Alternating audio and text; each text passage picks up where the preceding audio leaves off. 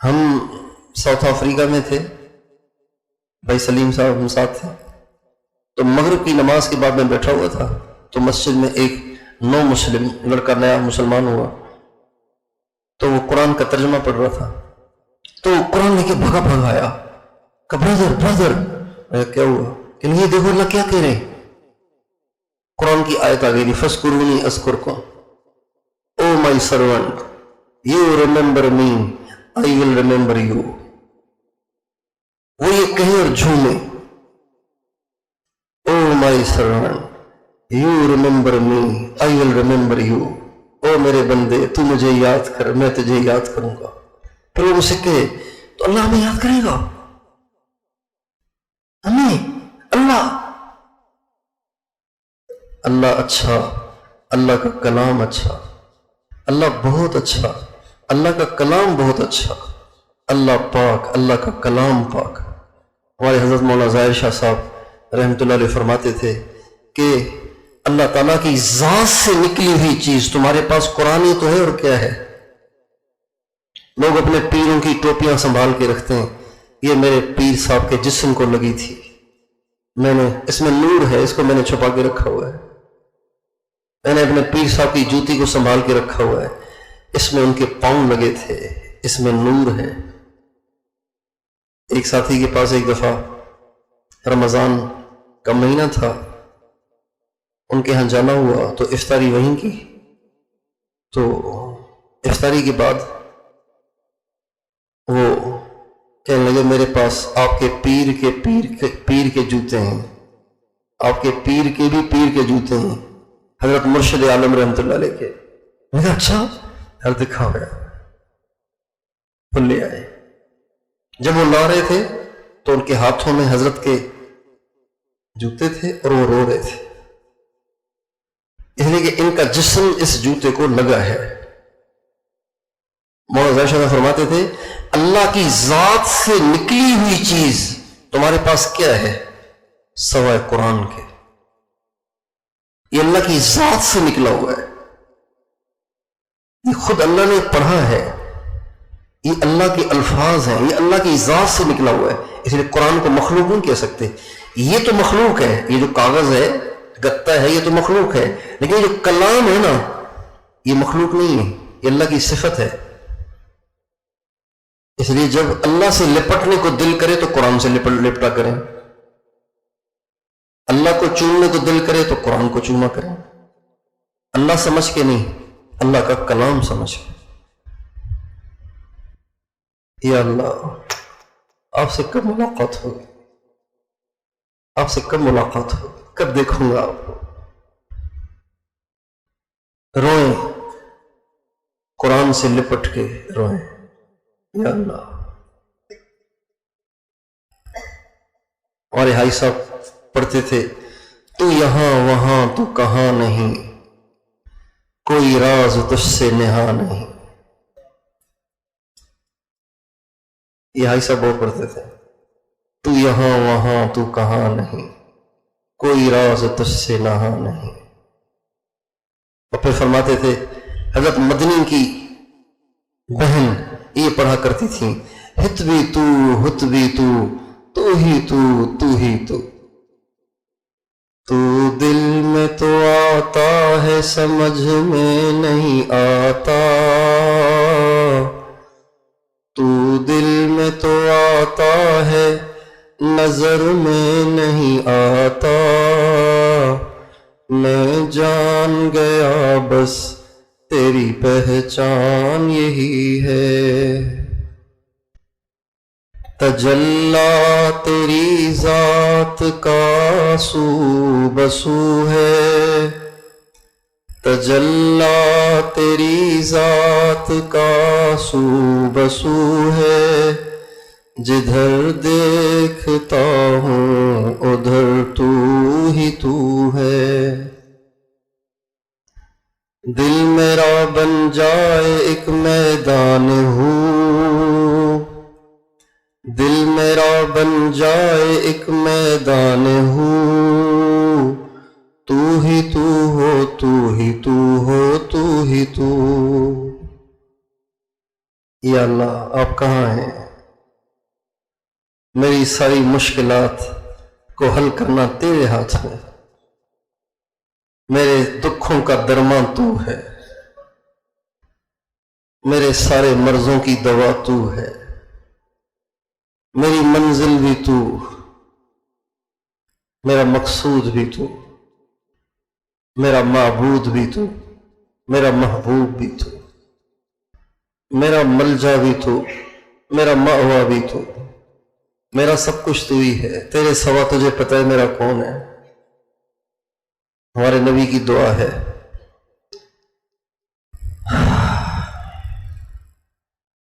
یا سند من لا سند لہ، اے بے سہاروں کے سہارا، یا احد من لا احد لہ، اے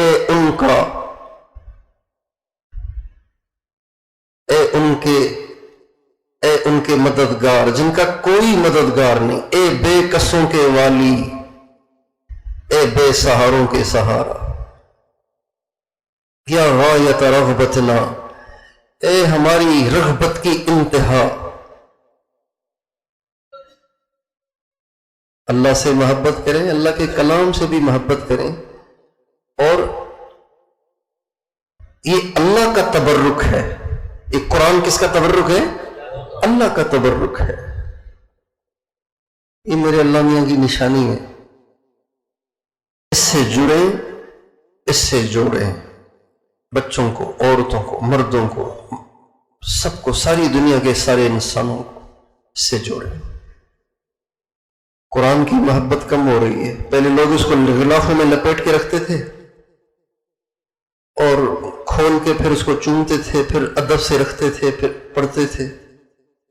اب غلاف بھی چڑھانا چھوڑ دیے، مٹی پڑ رہی ہوتی ہے، یوں پڑے ہوئے ہیں، یوں پڑے ہوئے ہیں، الٹے پڑے ہوئے ہیں، الٹے پڑے ہوئے ہیں، یوں پڑے ہوئے ہیں، یوں پڑے ہوئے ہیں، قرآن رکھے ہوئے ہیں، ہٹے کٹے، کہتے ہیں قرآن تو اٹھا کے دینا۔ بھائی اللہ یہ بولے قرآن ہے، اٹھ کے جا کے اٹھاؤ نا، قرآن کو بلا رہے ہو اپنے پاس۔ بھائی میرے ابا کو ذرا ہاتھ دینا، آپ آگے بڑھ کے ابا کو ہاتھ دینا۔ آپ اولاد کائے کے لیے ہوتی ہے؟ ان اللہ، اللہ کے نبی کی حدیث سنیے، ان اللہ یرفع بهذا الکتاب اقواما ویضع به آخرین، اللہ اس کتاب کے ذریعے بہت لوگوں کو اونچا کرتا ہے اور بہت لوگوں کو ذلیل اور پست کر دیتا ہے اس کتاب کی وجہ سے۔ اور کبھی بھی اس کو حلف کے لیے نہ اٹھائیں میں قرآن اٹھاتا ہوں، یہ مسئلہ ہے۔ نہیں بندے، اللہ کا کلام ہے، کوئی مذاق ہے کیا؟ یہ اپنی بات کو سیدھا کرنے کے لیے آپ اللہ کے کلام کو استعمال کر رہے ہیں۔ میں قرآن پہ ہاتھ رکھ کے کہتا ہوں، اگلا نہیں مانتا تو دفع کرو اس کو، قرآن کو کیوں استعمال کر رہے ہو اس پہ؟ اپنے گھروں میں قرآن کا ماحول بنائے۔ اگر آپ کی اہلیہ قرآن پڑھی ہوئی ہے، صحیح پڑھی ہوئی ہے، تو ان کو گھر میں مدرسہ شروع کر کے دو، چھوٹی چھوٹی بچیوں کو وہ قرآن پڑھائیں، عورتوں کو قرآن، ہر گھر میں مدرسہ ہونا چاہیے، ہر گھر میں مدرسہ ہونا چاہیے۔ جس کی بیوی پڑھی ہوئی ہے اس کو ضرور دوسری بچیوں کو اور بالغہ عورتوں کو پڑھانا چاہیے، تاکہ قرآن کی فضا بنے، قرآن کا ماحول بنے۔ اور جب آپ کے گھر میں قرآن پڑھا جائے گا، 8 10 20 عورتیں، بچیاں آ کے قرآن پڑھیں گی، کتنی رحمتیں نازل ہوں گی، کتنے فرشتے آئیں گے، کتنی برکت آئے گی، کتنی خیر آئے گی۔ قرآن کی تعلیم کو مدرسوں اور مکاتب کے ساتھ خاص نہ کریں، ہر گھر میں قرآن کی تعلیم ہو۔ آپ کا بچہ حافظ ہو گیا ہے، آپ اس کو ڈاکٹر بنا رہے ہیں، کچھ وقت اس کا فارغ کریں کہ وہ بچوں کو ناظرہ پڑھائے یا حفظ پڑھائے، تھوڑا سا وقت، 1 گھنٹہ نکال لے، 1 گھنٹہ بیٹا، 1 گھنٹہ اپنے بچوں کو قاعدہ پڑھانا ہے، قرآن پڑھانا ہے۔ جوڑے رکھیں گے تو اس کی داڑھی باقی رہے گی، ورنہ حفظ بھی کرائیں گے، اسکول میں ڈالیں گے، اس کی داڑھی بھی چلی جائے گی۔ قرآن سے جڑا رہے گا تو قرآن پکا بھی رہے گا، قرآن سے محبت بھی رہے گی۔ تو کون کون اپنے گھروں میں قرآن کا مدرسہ شروع کریں گے؟ ہاتھ کھڑے رکھیں تاکہ پتہ چلے کن کن گھروں میں شروع ہوگا۔ اتنے مدرسے اگر شروع ہو جائیں گے تو ہماری تو بخشش پکی ہے۔ پھر آپ میں سے ایسے کون ہیں جن کے گھر کی عورت صحیح قرآن پڑھنا جانتی ہے؟ ہاتھ کھڑا کریں۔ صحیح قرآن پڑھنا جانتی ہے؟ اونچے ہاتھ اونچے رکھیں، کھڑے رکھیں، پتہ چلے صحیح قرآن پڑھنا جانتی ہے۔ ٹھیک، تو شروع کر لیں۔ محلے کی 3-4 بچیاں، 5 بچیاں بالغ عورتیں ان کے پاس منگوا لیں، کسی طریقے سے سب کو دعوت دیں کہ ہم یہاں قرآن پاک کا مدرسہ شروع کر رہے ہیں، ناظرہ قرآن جس نے پڑھنا ہے وہ آ جائے۔ یا پھر اپنے گھر میں کوئی بیان رکھ لیں، اس میں ترغیب دے دیں، اس میں اعلان کر لیں، انشاءاللہ پھر عورتیں آنا شروع ہو جائیں گی۔ ہم نے اپنے گھر میں شروع کر لیا اسی وجہ سے، حالانکہ گھر میں عورت ایک ہی ہے، میری بیوی، اور وہ بیچاری آدھی بھی نہیں ہے، آدھے سے بھی کم ہے صحت کے لحاظ سے۔ قرآن کی تعلیم گھر میں ہونی چاہیے۔ تو ہم نے 2 سال 3 سال پہلے اعلان کیا، ماشاءاللہ محلے کی عورتیں آنا شروع ہو گئیں، اور ابھی کئی عورتوں نے جو پوتوں کی دادیاں، نواسوں کی نانیاں ہیں، ماشاءاللہ انہوں نے قرآن ختم کیا ابھی 1 مہینہ پہلے، اور یہاں پہ پروگرام ہوا تھا، ان سب کو چادریں پہنائی گئیں، دادی اماں کی خمار پوشی ہو رہی تھی، نانی اماں کی خمار پوشی ہو رہی تھی۔ تو آپ اپنے گھروں میں قرآن کے مدرسے شروع کریں، اور جن کے گھر میں کوئی صحیح پڑھانے والی نہیں ہے وہ اپنے گھر میں کسی صحیح پڑھانے والی کو بلوا لیں، آپ کے گھر میں 1 گھنٹہ مقرر کر لیں، 2 گھنٹے مقرر کر لیں، کوئی سے بھی 2 گھنٹے مقرر کر لیں یا 1 گھنٹہ مقرر کر لیں، اس میں عورتیں آئیں، بچیاں آئیں، پڑھیں اور جائیں۔ اور جو آئیں ان سے کام نہیں لینا، ایسے نہ بچی آئیں، پوچھا آپ لگا لو، جھاڑو آپ دو، بچے کو آپ خاموش کراؤ اور آٹا آپ گوندو، ایسے نہیں کرنا۔ وہ اللہ کی مہمان ہے، اب ان کو دنیا کے کاموں کے لیے استعمال کریں گے تو اللہ تعالیٰ آپ کی نسلوں کو دین سے محروم کر دے گا، آپ کے بچوں کو پھر دین کی توفیق ہی نہیں ہوگی۔ اگر آپ لوگوں کو دین کی نسبت کو دنیا کے لیے استعمال کریں گے تو کام نہیں ہوگا، کام خراب ہو جائے گا۔ حضرت مفتی تقی عثمانی صاحب والا ترجمہ خریدیں اور وہ پڑھیں، خود بھی پڑھیں، آپ کی اہلیہ بھی پڑھیں، آپ کے بچے بھی پڑھیں، آپ کی بھائی بھی پڑھیں، بہنیں بھی پڑھیں، سارا گھر پڑھے۔ 2019 میں ہمارا چلہ لگا تو بھائی مصطفیٰ کمال MQM کے جو ہیں اس وقت بڑے، ہم جماعت میں ساتھ تھے، تو میں نے ترغیب دی کہ بھائی قرآن کو سمجھیں، سمجھ کے پڑھیں، پتہ تو چلے کہ اللہ کیا کہہ رہے ہیں۔ اور اس کے لیے حضرت مفتی تقی صاحب کا ترجمہ 1 جلد میں بھی ہے، یہ سائز ہے اس کا، ہاں میرے پاس ہے۔ تو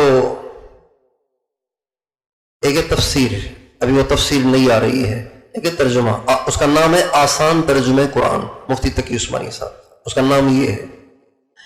تو اگلے سال جب ہم نکلے نا تو کہنے لگے کہ اللہ کا شکر ہے میرا اور میرے سارے گھر کا 1 دفعہ قرآن مکمل ہو چکا ہے ترجمے کے ساتھ، اب دوبارہ ہم نے شروع کر لیا ہے، اہلیہ بھی پڑھ رہی ہیں، خود بھی پڑھ رہے ہیں۔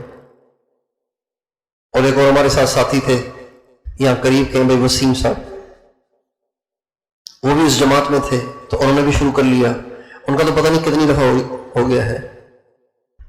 تو ہم کوشش کریں کہ قرآن پاک پڑھیں اس نیت سے میرا اللہ کیا کہہ رہا ہے، میرے شیخ کیا فرما رہے ہیں، مجھ سے کیا پوچھنا چاہ رہے ہیں، صرف سبحان اللہ تھوڑی کہنا ہے، میرے شیخ مجھ سے کیا پوچھ رہے ہیں، مجھے کیا نصیحت فرما رہے ہیں۔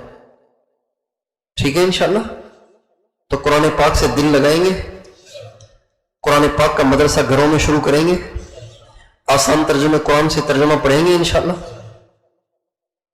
میری انرجی تو ختم ہو گئی۔ یہ پوچھ رہے ہیں موبائل میں ترجمہ مفتی تقی عثمانی صاحب والا پڑھ سکتے ہیں نہیں پڑھ سکتے ہیں؟